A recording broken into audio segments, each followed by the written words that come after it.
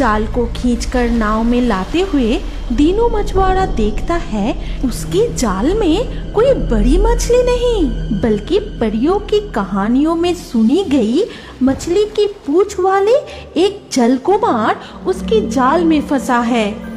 अरे लगता है आप मेरा किस्मत चमक गई। अब जल्दी नाव चलाकर समुद्र से घर चला जाता हूँ। किसी भी हालात में मैं इस जल कुमार को भागने नहीं दे सकता। फिर दिनेश मछुआरा अपनी नाव लेकर गांव की ओर बढ़ने लगा। तभी उसके मन में अचानक एक विचार आया। इस अनोखे और आश्चर्यजनक प्राणी को सभी गांव वालों के सामने से मैं नहीं ले जा सकता हूँ। इससे कोई जल कुमार को मुझसे छीन ले सकता है। फिर दिनेश मछुआरा मत्स्य कुमार को छिपाने और गांव वालों के नजरों से बचाकर घर ले जाने का योजना बनाते हैं। फिर उसके गांव से दूर एक जंगल के किनारे अपनी नाव रोक देता है। फिर वो मत्स्य कुमार सहित जाल को खींचते हुए जंगल के अंदर चला जाता है। मुझे इस जंगल में रात होने तक इंतजार करना होगा। फिर मैं रात के अंधेरे में जंगल के रास्ते से घर चला जाऊंगा, जिससे मुझे कोई नहीं देख पाएगा। मुझे छोड़ दो मछुआरा, मुझे मत मारो। मैं अपने बच्ची और पत्नी को खोज रहा हूँ। वो भी शायद मेरा राह देख रही है। अरे ये तो बोल भी सकता है और छोड़ देने की बात कर रहा है। तुझे मैं घर ले जाके अपने पानी के टंकी में छुपा के रखूंगा। ऐसे अनमोल प्राणी को कोई हाथ से जाने दे सकता है क्या?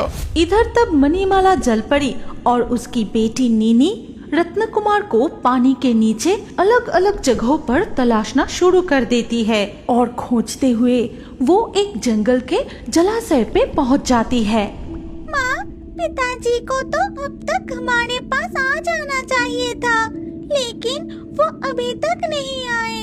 अब हम क्या करें? कुछ ही समय में अंधेरा हो जाएगा और मुझे बहुत डर लग रहा है। माँ, डर मत बेटी, मैं तेरे साथ हूँ। लेकिन ये जगह अब हमारे लिए सुरक्षित नहीं है। हमारे लिए यही अच्छा होगा कि जादुई मोती की मदद से मानव रूप धारण करके स्थल भाग में रहते हैं। वहाँ इंसानी रूप में हमें कोई पहचान नहीं पाएगा। लेकिन जब पिताजी ढूंढते हुए यहाँ आएंगे तब हमें देख नहीं पाए तो क्या होगा माँ? मैं रत्न कुमार को जरूर ढूंढ निकालूंगी, लेकिन हमारे मत्स्य मानव का रूप के कारण हमें बहुत खतरों के सामना करना पड़ रहा है। हम दोनों को सुरक्षित रहना होगा। बेटी नीनी, अब तुम इस जादुई मोती को स्पर्श करो। मणिमाला जल परी और बेटी नीनी जंगल की जलाशय से अपने सर उठाकर जादुई मोती को छूते ही मानव रूप में बदल जाती है। फिर वो जलाशय से निकलकर जंगल के रास्ते पर चलने लगती है। चलते चलते वो एक अनार के पेड़ के नीचे रुकती है। मुझे बहुत भूख लगी है, मुझे कुछ खाने के लिए दो ना माँ। तब मणिमाला अपने सामने उस अनार के पेड़ को देखकर उस दिन को याद करने लगती है, जब वो पहली बार रत्न कुमार के साथ भूमि पर आई थी।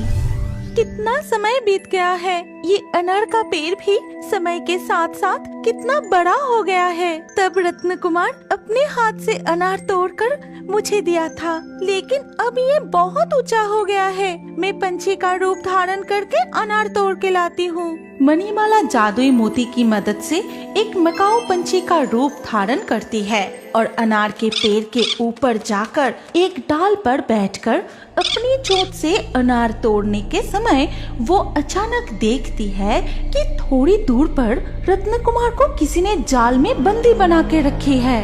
ये देख वो जल्दी से नीचे आकर फिर से मानव रूप धारण करती है। अगर आप इस कहानी की अगले भाग देखना चाहते हैं तो कमेंट में नेक्स्ट पार्ट जरूर लिखिए और हमारे रियो बर्ड्स फेसबुक पेज को अभी फॉलो कीजिए। अगर ये कहानी अच्छी लगी तो लाइक करके शेयर कर दीजिए।